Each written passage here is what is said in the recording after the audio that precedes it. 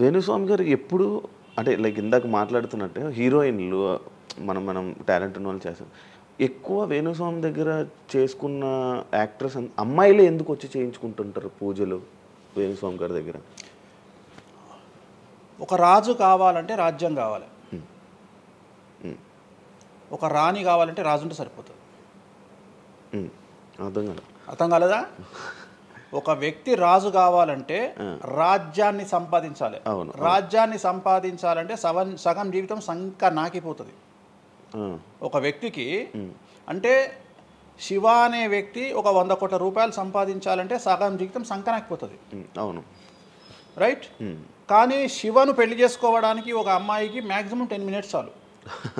Yes, అంటే శివ నచ్చితే చాలు, శివకు అమ్మాయి నచ్చితే చాలు, పని అయిపోయింది. అంటే 10 నిమిషాల్లో ఆ అమ్మాయి 100 కోట్ల వారసురాలు అయిపోయింది. అలాగే 100 కోట్ల అధిపతి కూడా తనకు దక్కిండు. సో అమ్మాయిల డెవలప్మెంట్ అనేది ఎక్స్ట్రీమ్గా ఉంటుంది. ఉదాహరణ, ఒక ఇంటర్వ్యూకు 10 మంది అమ్మాయిలు 3 అబ్బాయిలు వస్తే ఈ 10 మంది అమ్మాయిల ఇంటర్వ్యూలు అయిపోయినాక వీళ్ళు సెలెక్ట్ కాకపోతే వాడి అదృష్టం మహాసుడిగా ఉంటే వాడు వస్తాడు సీన్లోకి. అంతే తప్ప 99% వీడు ఇక్కడనే కథం అయిపోతారు అమ్మాయిల దగ్గరనే, వాడికి అంత అవకాశం ఉండదు. సో కలియుగం అనేది 2002 తర్వాత షిఫ్ట్ అయింది. ఒకప్పుడు ఆడవాళ్ళకి అవకాశాలు తక్కువ, మగవాళ్ళకి ఎక్కువ. ఇప్పుడు టోటల్ రివర్స్ అయింది. ఏంటంటే 95% అవకాశాలు అమ్మాయిలకే ఉంటాయి, ఒక 5% మాత్రమే అబ్బాయిలకు ఉంటాయి. అందుకే అబ్బాయిలు అందరూ ఇప్పుడు అమ్మాయిలా మారిపోతున్నారు అంటారా? బెస్ట్ కదా. ఇప్పుడు మొత్తం జెండర్ అంతా మారిపోయింది. కారణం ఏంటంటే అమ్మాయిలకు ఉండేటువంటి వెసులుబాటు అబ్బాయిలకు ఉండదు. నేను అదే చెప్తున్నా. ఇప్పుడు మగవాడు కష్టపడి పైకి రావడానికి చాలా టైం తీసుకుంటుంది, ఆడవాళ్ళు పైకి రావడానికి చాలా ఈజీగా పైకి వస్తారు. నేను అనేది ఏంటంటే వాళ్ళ కష్టంతో పాటు వాళ్ళ గ్లామర్ వాళ్ళకు తోడవుతుంది. అవును, ఇప్పుడు మీరు ఏ పాయింట్ చెప్పారో అర్థమైంది. ఇప్పుడు అమ్మాయిలకి ఎలాగో అవకాశాలు ఉన్నాయి కదా, మరి ఆల్రెడీ వాళ్ళకి ఎలాగో అవకాశాలు వస్తాయి కాబట్టి మరి మీరు వాళ్ళని ఎందుకు అమ్మాయిలనే చూడడం? అబ్బాయిలు అంటే రాని వాళ్ళకు నేను చూస్తున్నా. ఇప్పుడు వచ్చిన వాళ్ళు నా దగ్గరికి రారు కదా. ఓకే, ఇప్పుడు కరోనా వస్తేనే హాస్పిటల్కి పోతాడు, కానీ కరోనా రాకముందే పండుకోడు కదా హాస్పిటల్.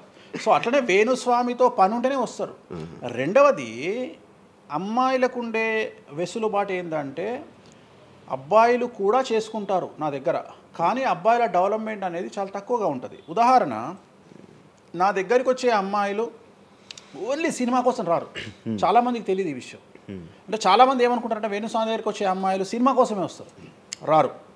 నా దగ్గరికి వచ్చే అమ్మాయిలు ఒక రాజకీయ నాయకురాలిగా వక్తగా కావాలని వస్తారు. సో పొలిటీషియన్ కావాలని వస్తారు. అన్నిటికంటే ఎంటర్ప్రెన్యూర్ కావాలని వస్తారు. ఒక బోటికో లేకపోతే ఒక గోల్డ్ షాపో ఏదో పెట్టుకొని బిజినెస్ కోసం వస్తారు.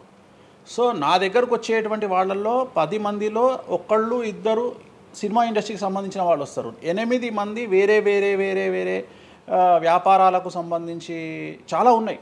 ఇప్పుడు లైసెన్సింగ్ చేసేవాళ్ళు ఉన్నారు, చాలామంది తెలియదు. ఇప్పుడు ఢిల్లీలో లైసెన్సింగ్ చేసేవాళ్ళు 100 మంది అమ్మాయిలు ఉన్నారు నాకు తెలిసిన వాళ్ళు. అంటే పెద్ద పెద్ద కాంట్రాక్ట్లు ఇప్పించేవాళ్ళు, పెద్ద పెద్ద వాళ్ళు. సో అలాంటి వాళ్ళు నా దగ్గరికి ఎక్కువగా వస్తారు. అంటే నా దగ్గరికి వచ్చేవాళ్ళు ఈ ఉద్యోగాలు చేసుకునే వాళ్ళు, ఇలాంటి వాళ్ళు రారు. నేనేమంటానంటే job is a biggest scam in the world. ప్రపంచంలో ఉద్యోగం అనేది అతిపెద్ద స్కామ్.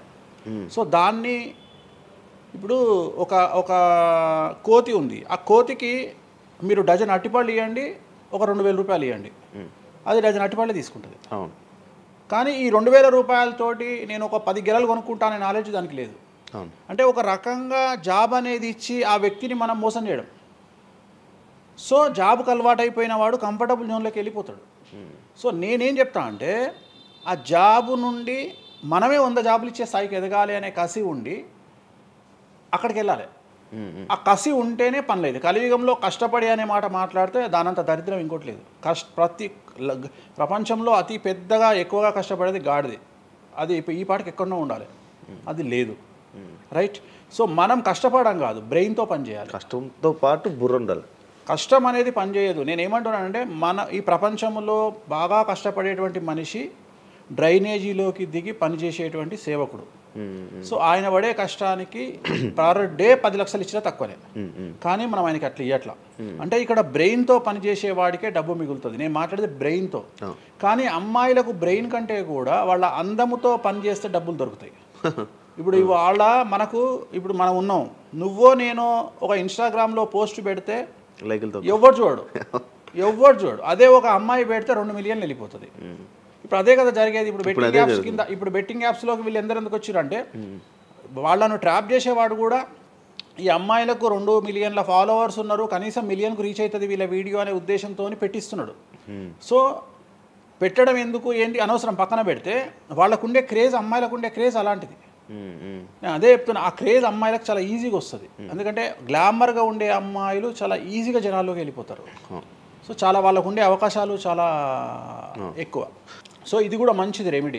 సో ఇలాంటి రెమెడీలు చెప్పాలంటే వేణుస్వామి చెప్తాడు కానీ వేరేటోడు చెప్పాడు. ఎందుకంటే వాడికి భయం, మందు తాగమంటే తప్పు. అరే మందు తాగమంటే తప్పు అయితే మందు యాడ్ ఎందుకు వస్తుంది, మందు ఎందుకు తయారు చేస్తారు? సో ఇదన్నీ అందుకనే దేశ కాలమాన పరిస్థితి. కసినో తీసుకుపోయి గోవాలో పెడితేనేమో లీగలు, హైదరాబాద్లో పెడితే ఇల్లీగలు. సో నేను దేశ కాలమాన పరిస్థితులు అందుకనే చెప్తున్నా. దేశ పరిస్థితులు అంటే గోవాలో యాక్సెప్ట్ గేమింగ్ యాక్ట్, ఇండియా హైదరాబాద్లో యాక్సెప్ట్ కాదు.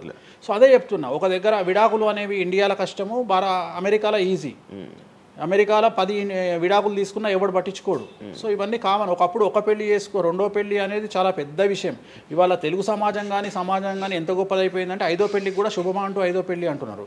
కాబట్టి చాలా వైడ్ రేంజ్ ఆఫ్ థింకింగ్ అనేది మారిపోయింది. కాబట్టి వేణుస్వామి కూడా మారిండు దాంట్లో. సింపుల్, అంతే, ఏం లేదు. ఇనయ మీకు ఫ్రెండే కదా? ఇనయ ఫ్రెండ్ అనే పదం తప్పు కదా. ఫాలోవర్స్ ఉంటారు, నా క్లయింట్లు ఉంటారు, నా క్లయింట్లు ఉంటారు, అంతేగాని. తనకి రీసెంట్గా బాయ్ ఫ్రెండ్ వచ్చి బ్రేకప్ అయింది కదా, మరి మీరు చెప్పలేదా తనకి? ఇలా నాకు సంబంధం లేదు. మీ దగ్గర కూడా పూజ చేయించుకున్నారు కదా మీ దగ్గర. నేను పూజ చేసింది ఆమె పర్సనల్ ఇష్యూ కోసం కాదు కదా. నేను ఆమె పూజ చేసింది సినిమా కోసం చేసినా. ఇప్పుడు రాజాసార్లు ఆమె చేస్తుంది కదా, ప్రభాస్ సినిమాలో ఆమె యాక్టింగ్ చేస్తుంది.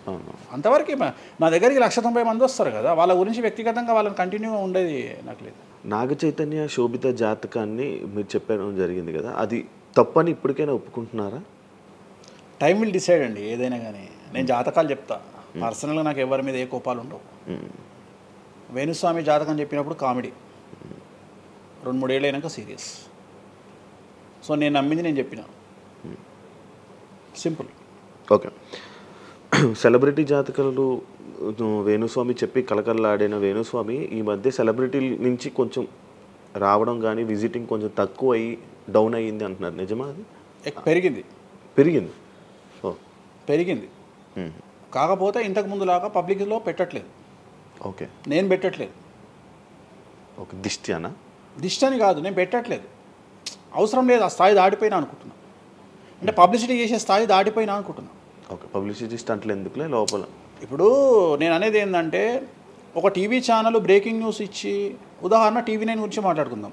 2002-2000 సంవత్సరంలో స్టార్ట్ అయిన టీవీ ఛానల్ బ్రేకింగ్ న్యూస్ కోసము తన స్టాండర్డ్స్ క్రియేట్ చేయడం వరకే తన ప్రయత్నం తను చేస్తుంది. ఒక లెవెల్ వచ్చిన తర్వాత, ఒక నెంబర్ 1 పొజిషన్ వచ్చిన తర్వాత చిల్లర వేషాలు లేదు.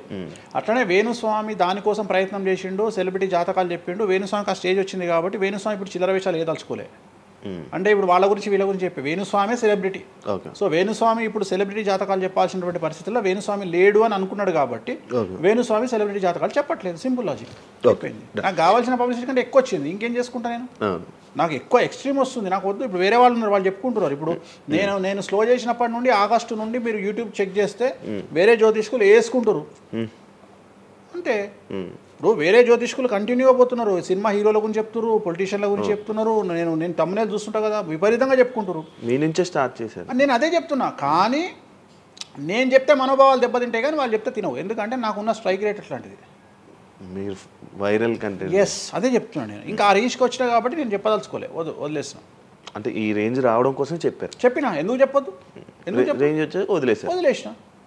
మళ్ళీ ఇప్పుడు చెప్పే ఆలోచన లేదు. ఇప్పుడైతే లేదు, ఫ్యూచర్లో ఇప్పుడైతే లేదు. నా జాతకం మారి మళ్ళీ నాకు చిమ అంటే చెప్తా. మీ జాతకం ఎప్పుడు మారిపోతుంది? మారింది, ఆల్రెడీ మారింది, మళ్ళీ మారుతుంటుంది కదా. ఇప్పుడు ఎలానో ఎవ్రీ ఇయర్ మారుతుంటుంది కదా జాతకం అనేది. ప్రతి ఇయర్ గురువు మారుతుంటాడు, ప్రతి 2.5 ఏళ్ళకు శని మారుతుంటాడు.